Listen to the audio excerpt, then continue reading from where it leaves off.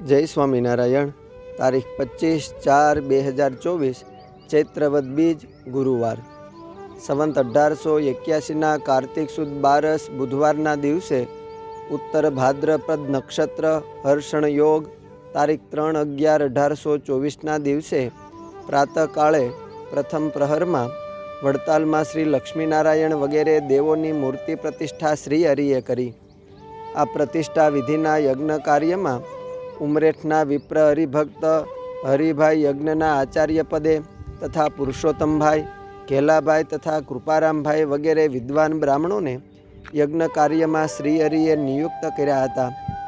આ પ્રસંગે શ્રી લક્ષ્મીનારાયણ દેવની મૂર્તિ પ્રતિષ્ઠા ઉમરેઠના સત્સંગી રૂપરામભાઈ ઠાકરે દેવના એક શિખર ઉપર ધજા લહેરાવીને ભગવાન શ્રી હરિને લક્ષ્મીનારાયણ દેવ અને સંતો હરિભક્તોની પ્રસન્નતાને પ્રાપ્ત કરેલી। વળી તે પ્રસંગે રૂપરામભાઈ ઠાકરે પ્રતિજ્ઞા એવી કરી કે હું જીવીશ ત્યાં લગી પ્રતિ વર્ષે હું દેવના શિખર ઉપર ધજા ચડાવીશ। પોતે પ્રતિજ્ઞા કરી તે પ્રમાણે રૂપરામભાઈએ આજીવન એ નિયમ રાખેલો। રૂપરામભાઈ અક્ષરધામમાં સિદ્ધાવ્યા પછી તેના સુપુત્ર દીકરા ગોવિંદરામભાઈએ પણ એ નિયમને જીવનભર રાખેલો। દ્વિજ ઠાકર રૂપરામભાઈ છે, શુભ જેનું ઉપરેઠ ધામ છે। કર્મા ધરીને ધજા ઘણી, સઈ સમીપે પ્રેણમાં પ્રભુ ભણી। ઉચરાવી નતી અવાજથી, કૃત મે નિયમ એક આજથી। મુજ વંશ પરંપરા સદા, પ્રતિવર્ષે ધ્વજ લાવીને મુદા। શુભ આ શિખરે ચડાવીશ, કદીએ ભૂલ નહીં જલાવવી। રહેશે મુજ દેહ જ્યાં લગી, ધ્વજા લઈ આવીશ હું ત્યાં લગી। કુળમાં સતપુત્ર જે થશે, પ્રતિવર્ષે ધ્વજ તે ચડાવશે। વળી વડતાલમાં શ્રી લક્ષ્મીનારાયણ દેવના પ્રતિષ્ઠા મહોત્સવમાં ઉમરેઠના સૌ સત્સંગીઓ ગયેલા। તેમાં હરિભક્ત ગંગાદત્તભાઈ પણ હતા। અગાઉથી સેવા કરવા ગયેલા બધા જ સત્સંગીઓ શ્રીહરિના દર્શન કરીને શ્રીહરિને સમીપે બેઠા। શ્રીહરિએ સૌના કુશળ સમાચાર પૂછ્યા।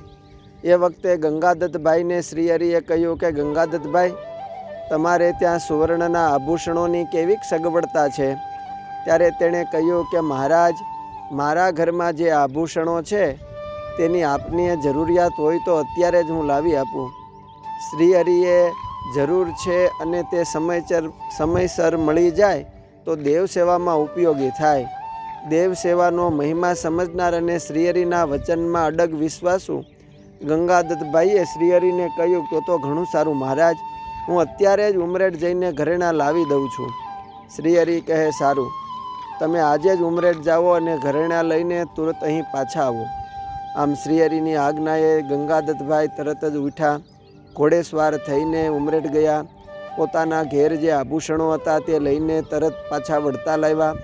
આભૂષણો શ્રીહરિને હાથોહાથ આપ્યા। તે આભૂષણો શ્રીહરિએ પૂજારીને આપ્યા અને કહ્યું કે ઉત્સવમાં આ ઘરેણાં દેવને ધરાવજો। શ્રીહરિની આજ્ઞાએ પૂજારીએ ઉત્સવમાં તે આભૂષણો દેવને ધરાવ્યા।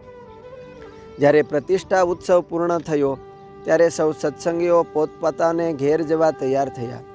એ સમયે ગંગાદત્તભાઈને શ્રીહરિએ કહ્યું કે દેવને તમે ઘરેણાં ધરાવ્યા ને હવે ઉત્સવ પૂર્ણ થયો છે, માટે તમારા આભૂષણો તમે લેતા જાઓ। ત્યારે ગંગાદત્તભાઈએ હાથ જોડીને કહ્યું કે મહારાજ, આ ઘરેણાં આપ દેવ સેવામાં જ રાખો। શ્રીહરિ કહે જરૂર પડશે તો કહીશું, અત્યારે તો તમે પાછા લઈ જાઓ। છતાં ગંગાદત્તભાઈએ લીધા નહીં। ત્યારે તેના અતિ પ્રેમભર્યા આગ્રહને આધીન ભક્તવત્સલ શ્રીહરિએ તેમાંથી એક ઘરેણું રાખ્યું અને બીજા તેને પરત આપ્યા। આ અરસામાં ગંગાદત્તભાઈ પોતાનું મકાન બંધ કરીને સપરિવાર વડતાલ પ્રતિષ્ઠા મહોત્સવમાં આવેલા। આ વખતે તકનો લાભ લઈને ચોર લોકોએ તેમના ઘરમાં ઘૂસીને ચોરી કરી, પરંતુ સોનાના દાગીના કે રોકડ રકમ તેને મળી નહીં। ઉત્સવ પૂર્ણ કરીને ગંગાદત્તભાઈ તથા તેના પરિવારજનોએ ઘરે આવીને જોયું ત્યારે તેઓને ચોરોના પરાક્રમની જાણ થઈ। તેથી તેઓએ વિચાર્યું કે આપણા ઘરેણાં ચોરાય જ નહીં, તે માટે જ શ્રીજી મહારાજે આપણી પાસે ઘરેણાં માગ્યા। વળી મહારાજના વચનમાં વિશ્વાસ રાખીને આપણે સમયસર ઘરેણાં પહોંચાડ્યા તો દેવ સેવામાં તેનો ઉપયોગ થયો.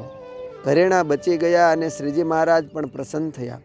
માટે ભગવાનના વચનમાં વિશ્વાસ રાખી તે પ્રમાણે રહેનારની ભગવાન સર્વ પ્રકારે રક્ષા કરે છે એમ સૌ પરિવારજનો અને સર્વે સત્સંગીઓ દ્રઢપણે માનવા લાગ્યા.